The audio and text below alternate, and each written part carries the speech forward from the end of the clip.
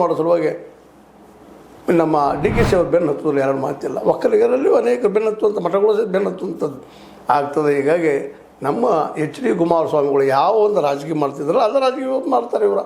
D K Shivakumar ಅವರು ಅದರಲ್ಲಿ ಇವತ್ತು 1 2 3 2 4 5 6 10 ಹೆಜ್ಜೆ ಮುಂದೋಗಿಬಿಟ್ಟಿದ್ದಾರೆ. ಇವತ್ತು ಒಂದು ಕಾಲಕ್ಕೆ ದೇವೇಗೌಡರು ಭಯ ಐತಿ ಅವ್ರ ಸಲುವಾಗಿ, ನಾಳೆ ಹಿಂದಿನ ನಮ್ಗೆ ಇವು ಎದುರಾಳಿ ಆಗಿ ಆಗ್ತದೆ ಅಂತ ಇವತ್ತು ಆಗಿಬಿಟ್ರು. ಸಿದ್ದರಾಮಯ್ಯನ ಬೆಳೆಸ್ಕೊಂಡಿದ್ರು, ಉಳಿಸ್ಕೋಬೇಕಾಗಿತ್ತು ದೇವೇಗೌಡರು, ಉಳಿಸ್ಕೊಳ್ಳಿಲ್ಲ.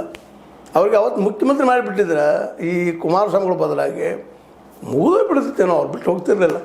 ಯಾವಾಗ ಅವ್ರಿಗೆ ಗೊತ್ತಾಯ್ತು ಇವ್ರ ಮುಂದಿನ ಗುರಿ ಏನಪ್ಪ, ತಮ್ಮ ಮಗನ ಸಿ ಎಮ್ ಮಾಡ್ತಾ ಹೋಗೋರು ಅಂತೆ ಅಂದ ತಕ್ಷಣ ಸೆಳೆದು ಹೊರಗೆ ಬಂದ್ಬಿಟ್ಟು ಇಲ್ಲಿ ಇಷ್ಟ ಅದಲ್ಲ, ಯಾವ ಹಿಂದಿಲ್ಲ ಮತ್ತೊಂದಿಲ್ಲ ಮುಂದಿಲ್ಲ ಹಿಂದಿಲ್ಲ ಅಹಿಂದಂತ ಅವ್ರು ಹೇಳ್ಕೊಂಡು ಬಂದರು.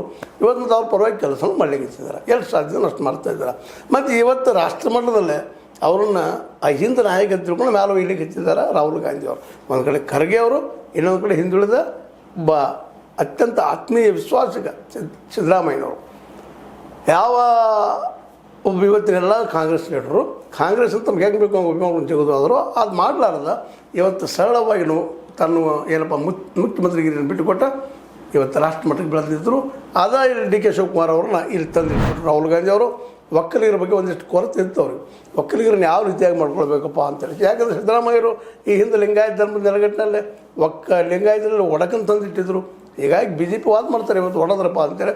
ಇವನ್ನ ವೀರಶೈವರು ಅನ್ನುವಂಥವ್ರು, ವೀರಶೈವ ಸಿದ್ಧಾಂತ ನಂಬಿಕೆ ಇಟ್ಟಂಥವ್ರು ಇಲ್ಲ ನಮ್ಮನ್ನು ಒಡೆದ್ರು, ಲಿಂಗಾಯತರು ಬೇರೆ ವೀರಶೈವರು ಬೇರೆ ಅಂತ ಒಳಗುಟ್ಟು ಮಾಡಿದರು ಅಂತೇಳಿ. ಅಂದ್ರೆ ಲಿಂಗಾಯತರ ಓಟ್ ಒಂದಿಷ್ಟು 20, 20, 15, 30 ಬೇಡ 55, 60 ಗೊತ್ತಿಲ್ಲ ಅಷ್ಟು ಓಟ್ ಅಂತ ಹೊಡ್ಕೊಂಡ್ಬಿಟ್ಟಿದ್ದಾರೆ.